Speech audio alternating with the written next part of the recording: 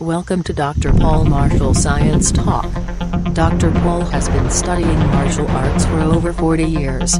Dr. Paul's constant study of the human sciences and the physics of living has earned him 3 PhDs and is always looking to educate one's knowledge to understanding. Now welcome Dr. Paul Dyer, Grandmaster. Hello, welcome to Martial Arts Science Talk, and I'm Dr. Paul Dyer. We have to, and it's tough to use the word we have to.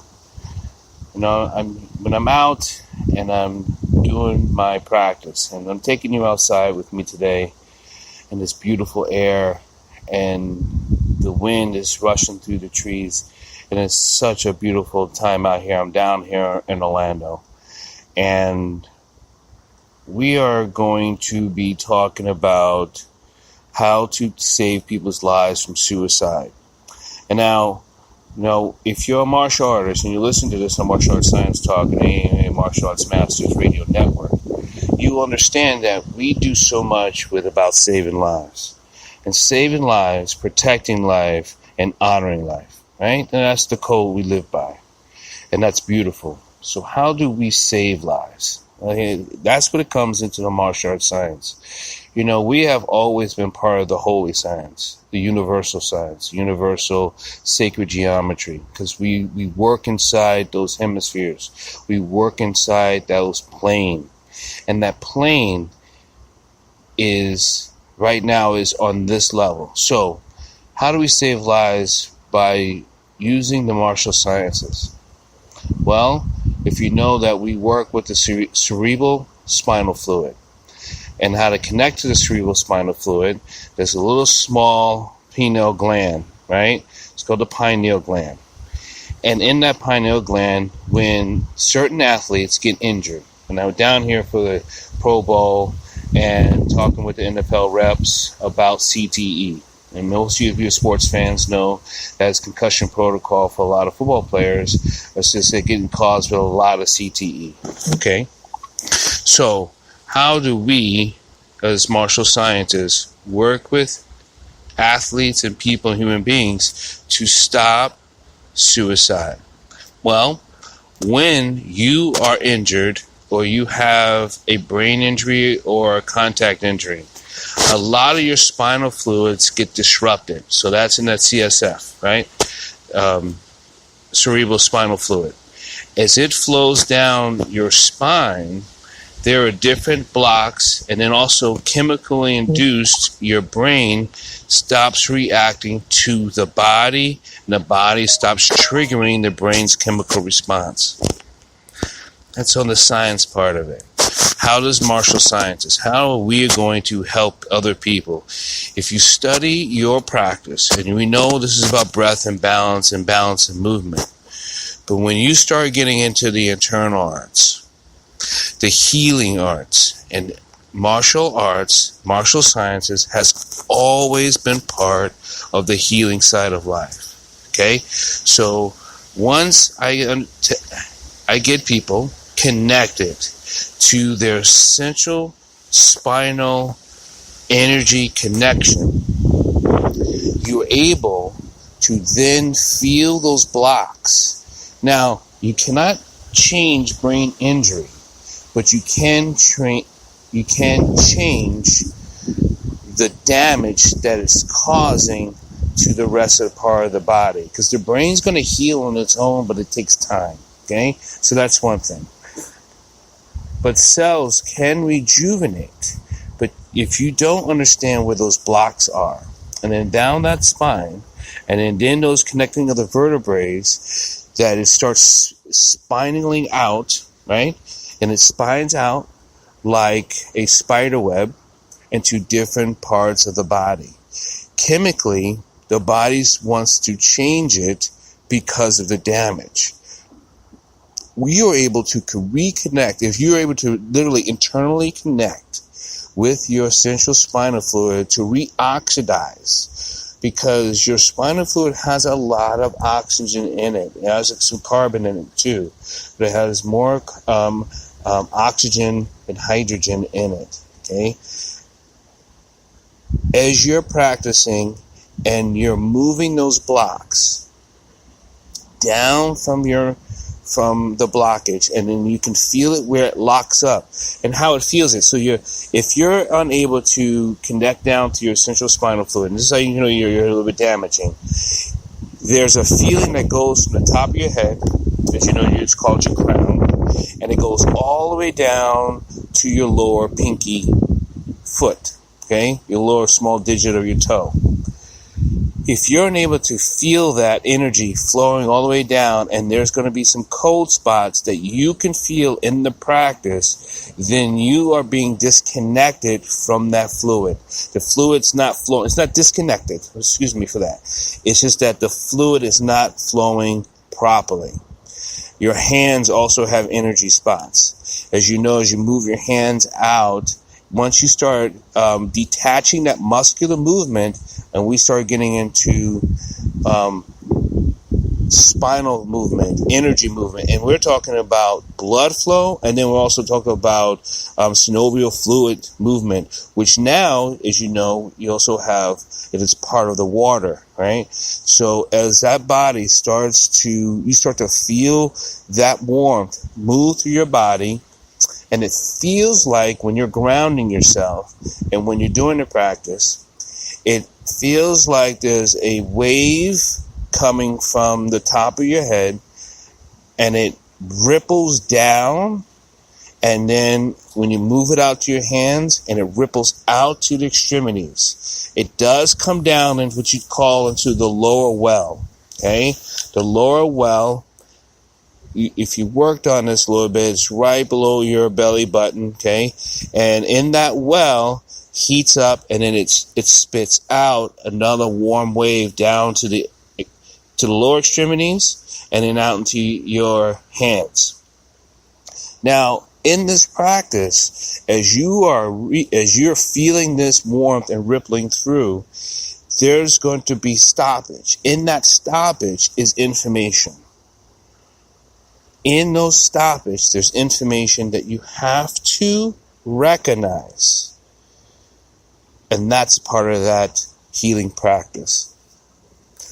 Now, when we get into this type of practice, into the martial science practice, it's actually more difficult than say it's time and practice. You definitely need to be taught. Grandmaster Day, my teacher of the Tanaka clan, when he was teaching me how to move this energy, being the student that I am, it wasn't just my questions. I had to literally feel his body and how it felt as it moved. And then I had other seniors. You could feel their body as this heat moves through it. It was the most eye-opening feeling I've ever had. Like, it was when, as we were children and you watch these amazing kung fu flicks and you're like, oh my goodness, and lightning bolts are shooting out and you're like, oh, okay. But this, in live form, there is a wave. There is that power that ripples through the body, and you can feel it. And a good teacher can allow you to feel them so you can understand the feeling. Now, the difference is, and there's a change. That's let you know, that's let you see it, okay? But for you to feel it, you have to dive into your body like jumping into a pool. How do you know you're in a pool of water? How do you know? Is it because you hear the splash? Is it because you taste the water in your nose or your mouth? Is it because it feels like water? How do you know you're in a pool? Subconsciously, you have to know you're in the pool. Not just, oh, I see the water, I splash, and I know this is what water looks like. That's a different, now we're talking about subatomic level of your body.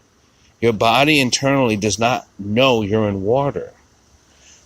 you know you're in water by consciously believing you're in water. I want you to take that a bit, because remember, when you're living on this life plane, it's one of these things kind of like, how do you know you're awake, or how do you know you're asleep? So, this type of practice puts you into the awakening of your internal body.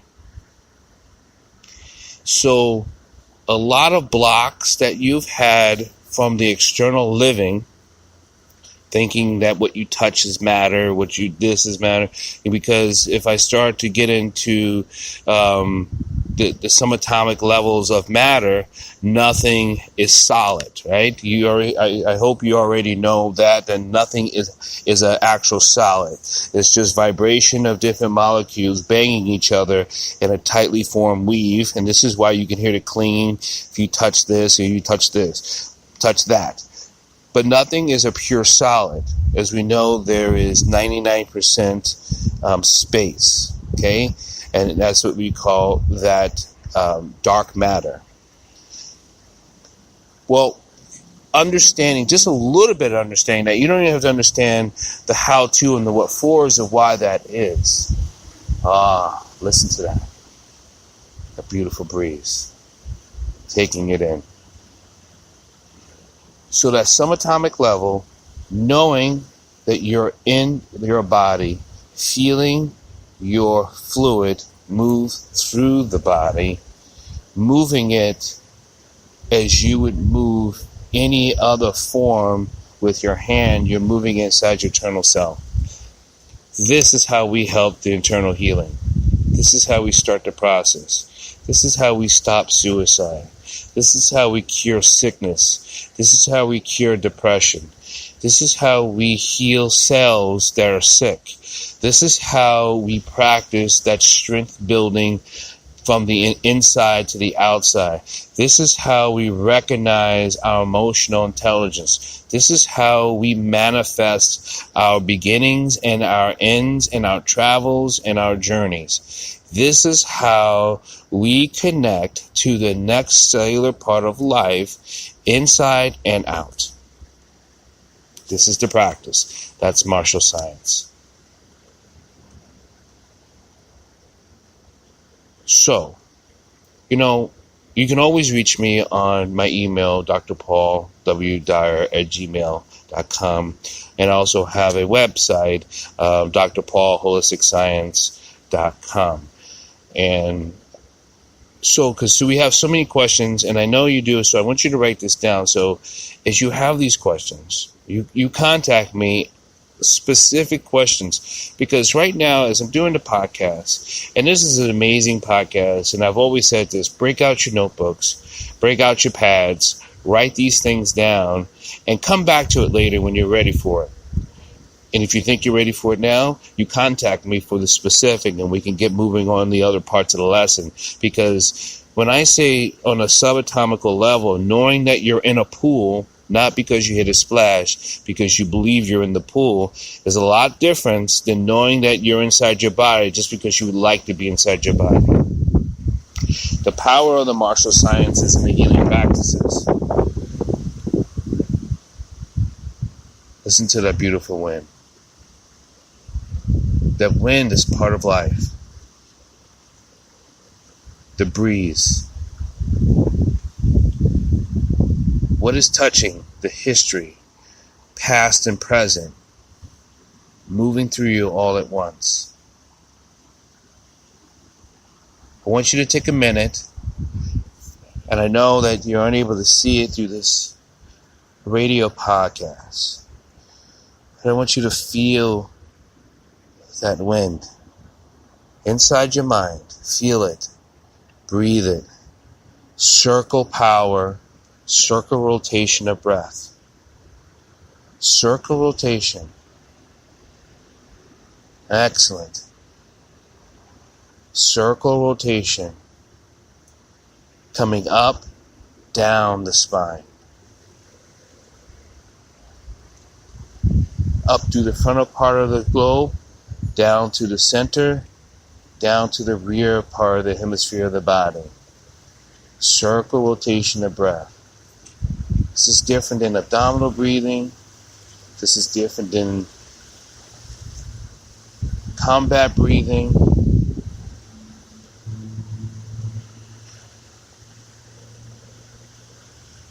This is different than protection breath. Circle breathing is about moving one energy, gathering up speed and power, moving it through the power, and as it goes and it circles around, it starts to develop this whip. And it gets faster, like a centrifugal force, through the body. Allow that to move. That's part of that practice. So in that practice, you're able to feel it, you're able to hear it. You're able to direct it and recognize what stops you. Because even though it's circulating through your body and it's building up this whip, you should be able to understand where it slows down and where something speeds up. So something can be too weak and then something can be too strong. So there's a balance to this. There's a balance to all of this. So as we finish up this podcast, and we were talking about the cerebral spinal fluid. And as we're talking about the cerebral spinal fluid, and because this is so important, and the reason why I'm down here, here at the Pro Bowl week, getting ready to talk with some NFL reps about how to help these people with CTE. Remember, so, and how it flows throughout the body, because it circles the brain. I want you to know that, right? Because as this fluid surrounds the brain, it circles the brain, and it has a circulation. So once things start to circulate, you have space, you have the pineal gland and the pineal gland. And inside the brain and the spinal cord, it fills the ventricle spaces with this fluid. This fluid is so important. And we can connect to this fluid. We can connect to how this fluid has energy. Okay? So at any one time, there's milliliters that builds up every day in his brain. Okay? And off the top of my head, I don't remember. I just know it's between about 500 milliliters it generates by every day. And because it acts as a cushion for the brain, it provides this basic protection, as you know. And that's why when it gets hit, it causes disruption in the body, because then it goes into the ventricular system. Okay, so just as fluid, because it gets dried up and banged, the other part of the central canal of the spinal cord gets disruption. There is a connection from the subbarrier space of this where the fluid travels. And this is why it gets important. Okay? This is why when a doctor needs to take certain things, and you've probably seen this in movies and stuff, where they have to take like a spinal fluid to check to see if it's clear. Because if it's cloudy, that means there's damage going on. So keeping this clear, keeping the spinal fluid clear, and remember, it also generates and it rejuvenates. So if this fluid gets damaged, and sometimes it does, the reason also, if I didn't explain this clearly, because sometimes when I'm thinking, and we're going into the science, and where I'm out here in this beautiful, beautiful weather, And I want to convey how we understand how, one bone connected to the other bone, but in this fluid system, in this transfer system, down in the CFF, and how it travels into the different bodies, and then it changes and it has different plasma.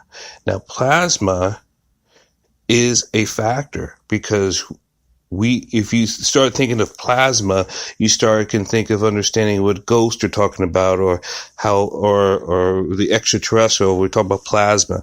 Well, plasma gets produced in our body, and we have an influence on that plasma. And that's where the body starts to balance out as it transfers into the nervous system. And then you have blood pressure. And then you have the lymphatic system. So now you start to get into all these systems with this plasma coming down from this fluid. The water content, the glucose content, the sodium content, the potassium, the calcium, all this is affected by just the beginning. And it all starts to create this homeostasis, okay? And that's the regulation of distribution and substance between cells. And that allows for the homeostasis to take place. This is affected by what we do and don't do. We can have that effect. It does take more than a classroom to say, hey, oh yeah, I got it. Let me go do this at home. Yeah, I got it. Oh, I saw a video. No, it takes education. And once we know this as martial artists, because if you listen to this, you're a martial artist, and you're martial practitioners. You're learning about the martial science and how the martial science, helps you with the homeostasis in the body, helps you with the fluid that's in the body, helps you with the lymphatic system in the body, helps you with your neurotransmitters and your serotonin and your melatonin level, your ventricular system. Right? It helps you with all these different systems that come together if that is a function part of your body. These are the questions you have to have. These are the questions you can understand. So when things are being damaged, there is a connection. There is lack of or too much of. Either white blood cells, red blood cells, all that's can you feel your white blood cells? No. That's not what I'm saying. I'm not saying you can feel white blood cells, but you can feel the exchange or the change in your body's balance. That's important. Now, are we all at a perfect zero balance if we had to do like a scientific kit? No, we're not at all zero balance. But you must know the changes that goes on. You must understand how the carbon changes in your body. The electrolytes changes in your body. How the different fluids and different levels of your body changes. Because if it changes, then your flow, your energy, that movement, that wave I was initially talking about, that changes. That's part of the science. I hope I gave you a nice overview.